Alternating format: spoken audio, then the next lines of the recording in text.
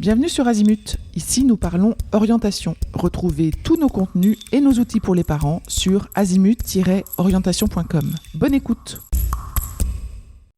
C'est l'été, le week-end, les vacances peut-être. Vous êtes sur la route, dans les embouteillages, à la plage, en promenade, à la maison entre deux valises ou simplement dans un moment un peu plus calme que d'habitude. Et si c'était justement le bon moment pour parler orientation avec votre adolescent? Pas sous la forme d'un grand interrogatoire, pas avec la question qui crispe tout le monde qui est: «Alors, tu veux faire quoi plus tard?» Pas avec un tableau Excel, 3 classements d'école et une pression mal dissimulée. Non, l'idée, c'est plutôt d'ouvrir une conversation. Une vraie, simple, courte, concrète. Une activité à faire ensemble pour parler de lui, de ses envies, de ses forces, de ses doutes, de ce qui l'attire ou de ce qu'il ne veut surtout pas.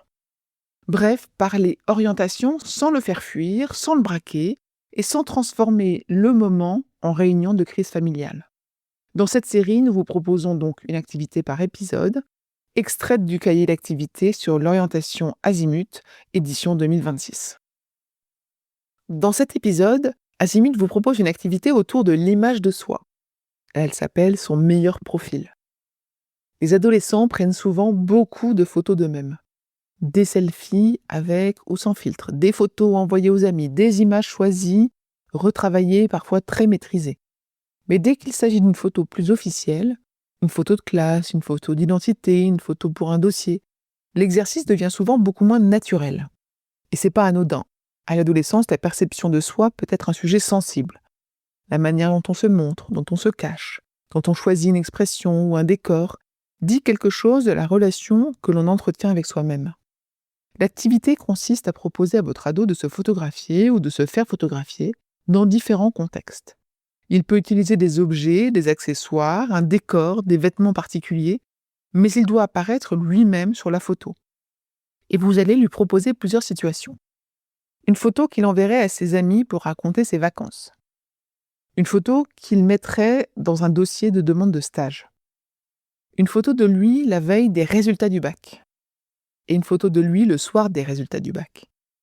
Une photo de lui tel qu'il se voit dans 5 ans, en études supérieures.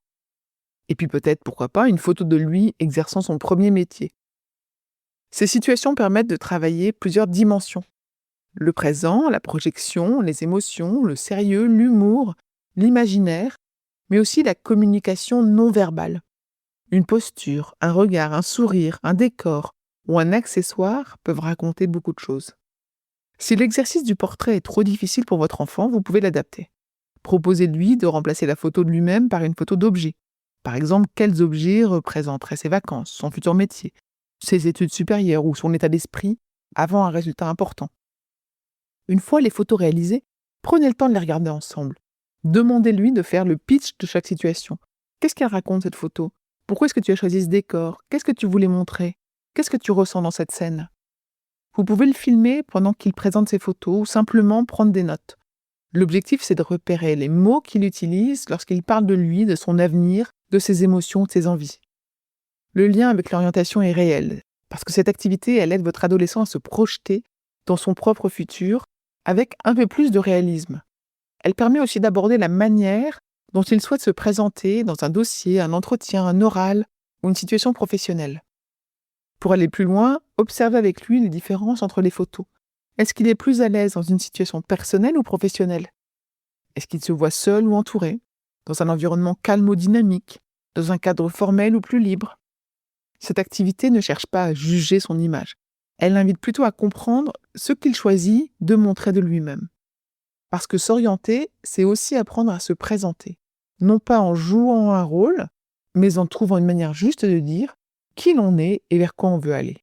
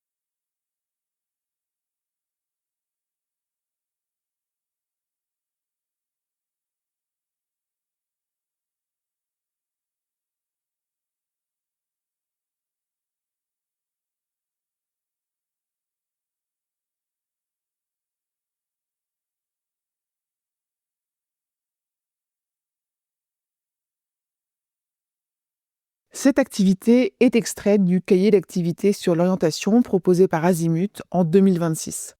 Vous y retrouverez la consigne complète, les supports à imprimer ou à compléter, ainsi que les autres activités réalisées avec votre adolescent. Le cahier est téléchargeable gratuitement sur le site Azimut Parlons Orientation. Pour aller plus loin dans l'accompagnement de votre enfant, rendez-vous sur azimut-orientation.com.